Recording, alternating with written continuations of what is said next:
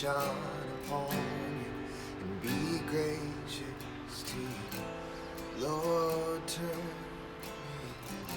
your face toward you and give you peace. Sing that again. The Lord bless you and keep you. Make His face shine upon you and be gracious to you. Lord, turn your face toward you and give you peace.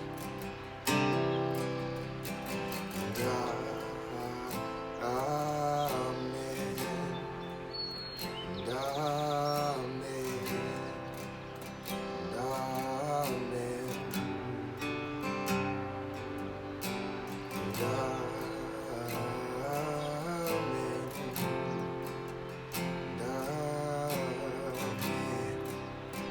amen.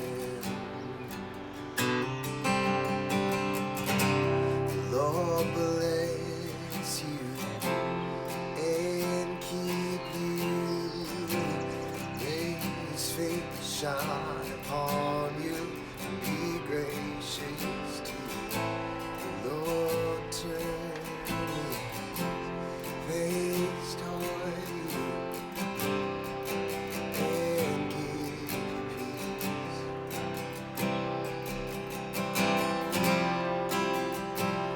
Oh, we sing amen, amen, and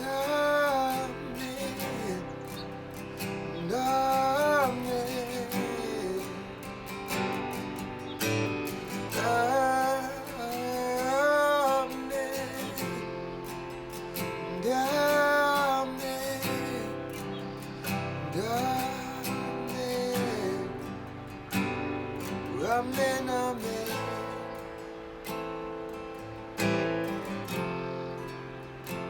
Amen, amen.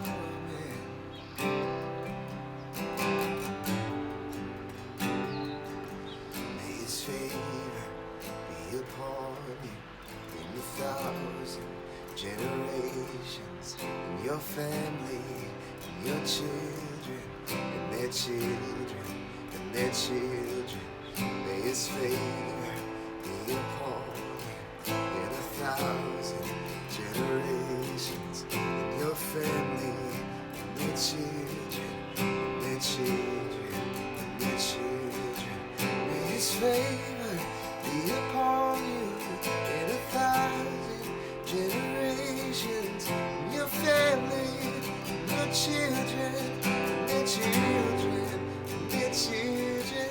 May His favor be upon you in 1,000 generations, and your family, and your children, and their children, and their children. May His presence go before you and beside you, all around you and within you. He is with you, He is with you, He is with you in the morning, in the evening, when you're coming, when you're going, when you're weeping and rejoicing. He is for you, He is for you, He is for you, He is for you, He is for you, He is for you, He is for you, He is for you, yeah.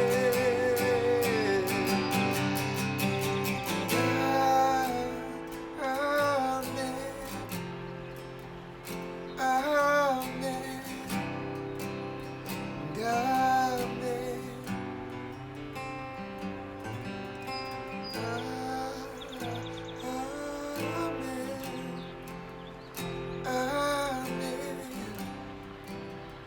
amen. He's for you, He's for you.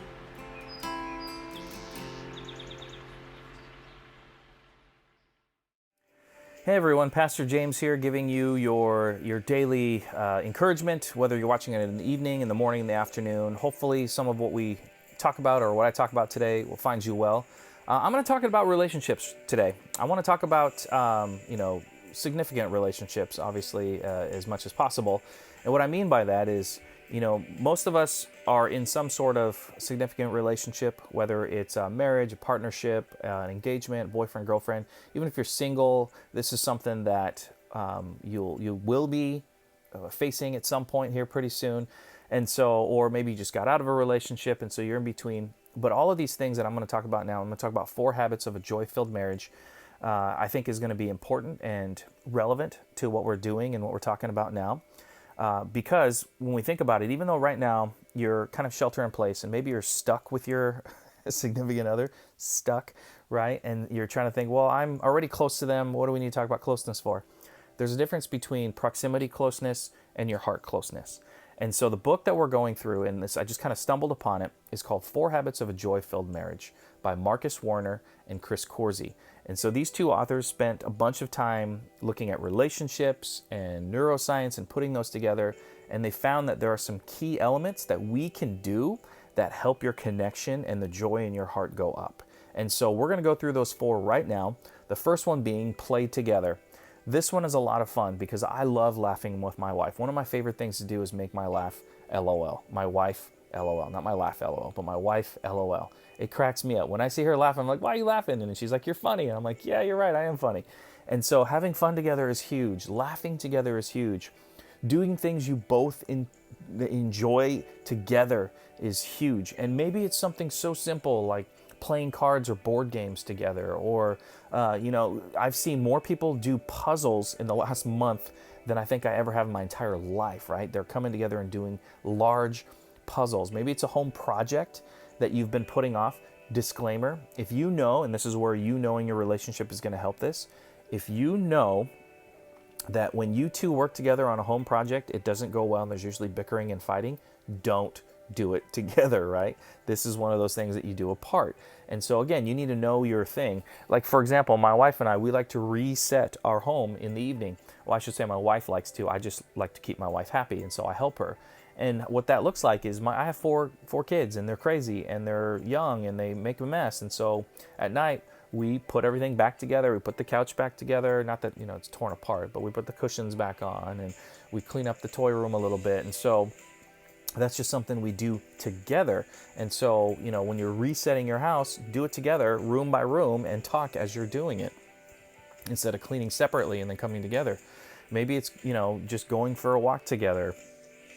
Whatever it is, just dream and play together. And so I encourage you to do that. That's number 1, play together. Find ways to laugh and play together. The second thing is listen for emotion. Now that's different than actually just listening to the words that are coming out of their mouth. When you're listening for emotions, you're trying to hear, see, feel the intent behind what is being communicated. And what that means is when someone says something to you, you may hear the actual facts and the story of what they're trying to tell you, but you don't know what's going on inside of their heart as they're saying it. And so we need to be more intentional about looking into our significant other's eyes, our partner's eyes, seeing what they're trying to say, looking at their body language, all of these things. Fun fact, did you know when someone communicates to you that whatever they're saying to you, the words itself, the actual physical words, the English language words that are coming out right to you, that only accounts for 7% of what you absorb. So whatever they're saying to you, the words itself only register at 7% in your brain. The other 93% is a combination of tone of what is being said and body language. And so what they're saying with their body and their tone of their voice absorbs at a 93% rate in your brain. And so it is massively important to look and listen for emotion. That's number 2. Number 3, appreciate daily. Now this seems like a no-brainer too, right? You're supposed to appreciate your significant other. But how often, honestly, do we do this daily? Maybe we do it weekly or monthly or on our anniversary or on their birthday or on Arbor Day, Groundhog's Day, whatever. And we come up with days and moments where we do this, but do we do this daily?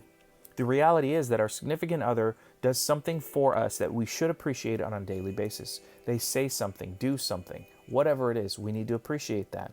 And an applicable, a way you can apply this, I don't know why I couldn't say that word, a way that you can apply this in your kind of everyday life is maybe you write them notes. Write it on a Post-it note and put it in a place where they would see it. You know, write with a dry erase marker, right on your bathroom mirror. Again, don't do Sharpie because that creates a problem.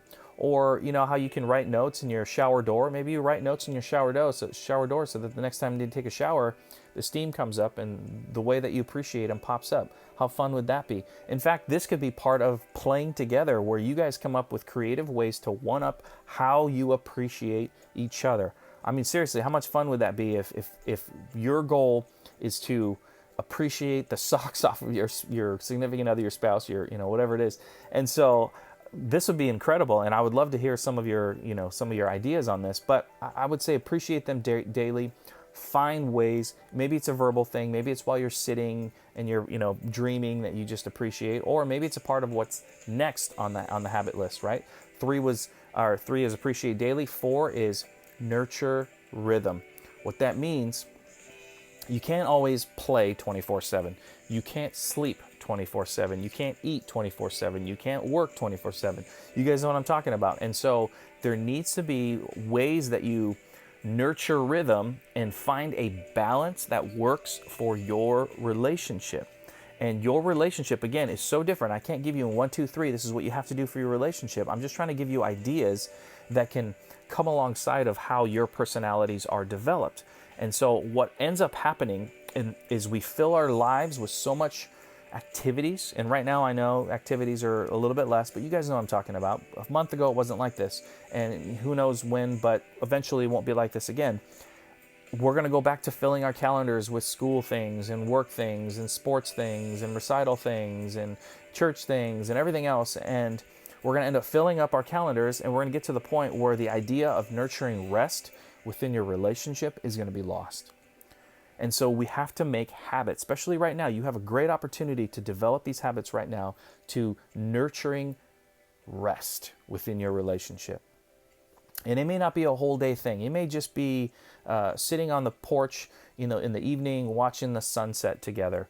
It may be, you know, sitting on the couch, sharing a dessert together. It might be just sitting together, staring in each other's eyes and falling in love deeply. You know what? It's just about it being intentional. I'm not saying that there's a one way of doing this. I'm trying to come up with different ideas. And so this is just an idea or a bunch of ideas that you can do to nurture rest. But the key to it is being intentional.